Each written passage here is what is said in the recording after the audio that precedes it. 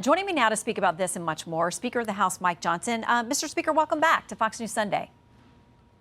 Hey, Shannon, great to be with you as always. Okay, so let's start there in the Middle East because you are trying to get something to the floor that deals with the ICC. There are a number of international bodies that are condemning Israel or the Prime Minister, in their case, asking for arrest warrants. It seemed like the White House was interested in doing something that would push back on the ICC. Now it seems that they have changed course. That's not going to be the case.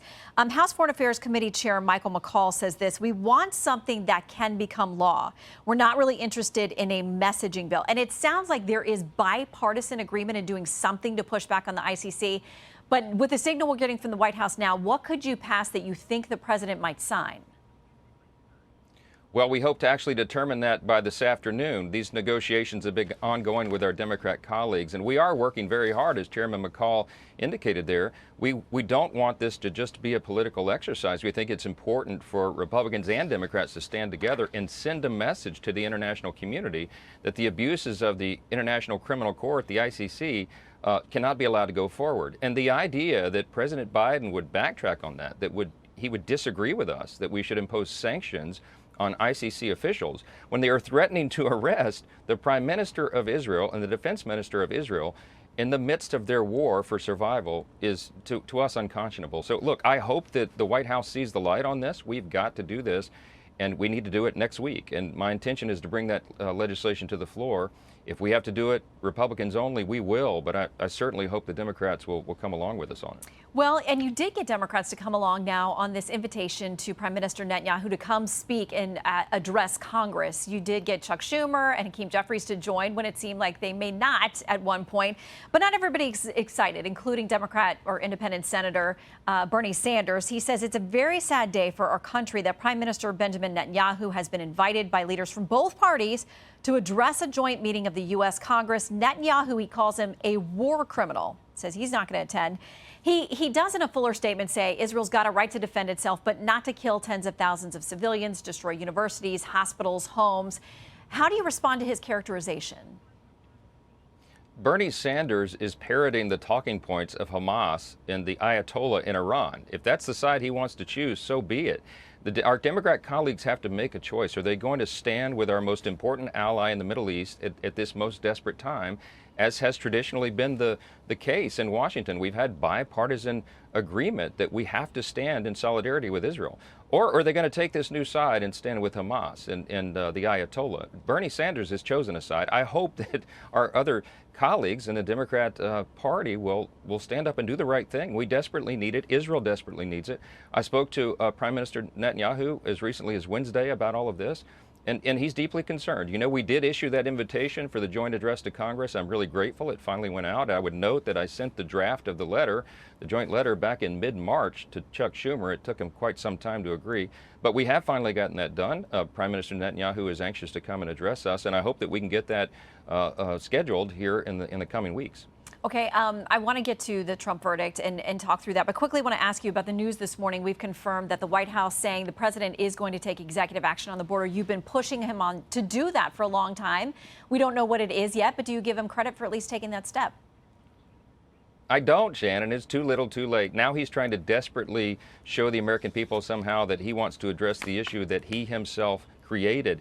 We documented 64 specific executive actions that President Biden and Secretary Mayorkas at DHS took over the course of the last 3.5 years, beginning on the first day that President Biden took office, to open the border wide. They did it intentionally, and it has had catastrophic effects upon our country that we'll be living with for decades to come.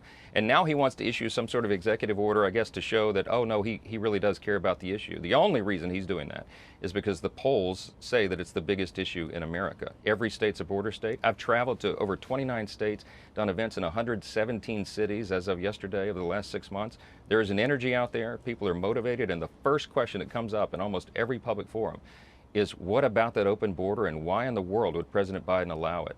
He did more than allow it. He engineered it. and everybody knows that. Okay, we'll see what he spins out, we think, as early as Tuesday of this week. Now, I want to ask you about the verdict. Clearly, you think it's a travesty, as many people do. And I think, having watched the trial, there are many grounds, fertile territory for the Trump team to use on appeal, but that's going to take time.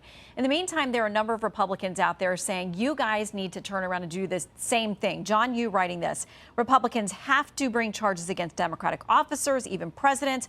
Only retaliation in kind can produce the deterrence necessary to enforce a political version of mutual assured destruction.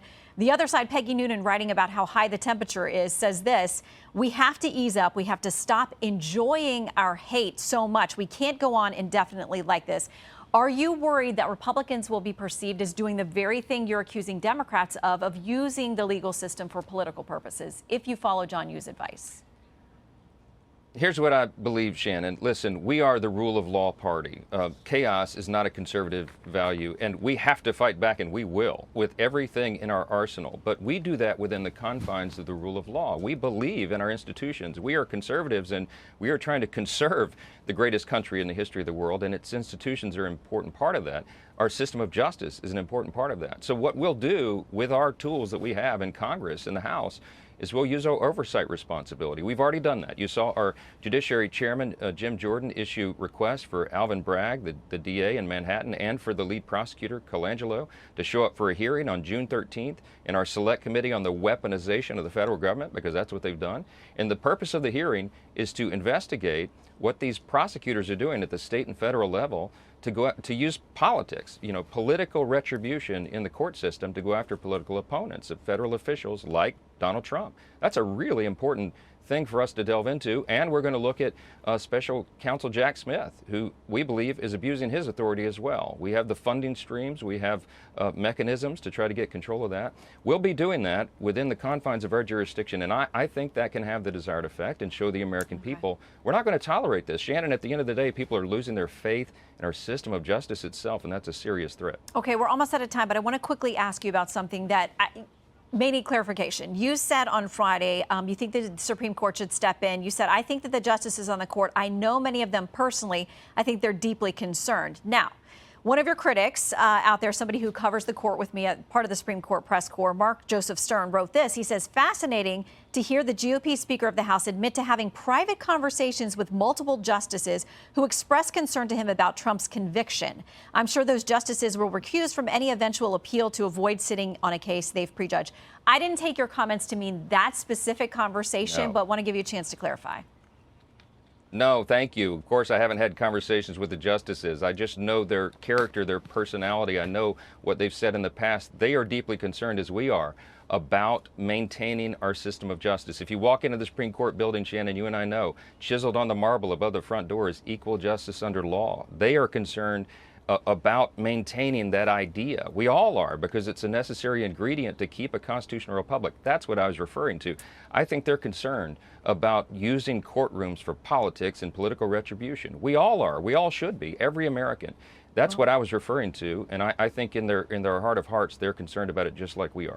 Well, we'll see if the Trump team takes a more expedited route trying to get to the justices and see how that plays out. Mr. Speaker, thank you for your time.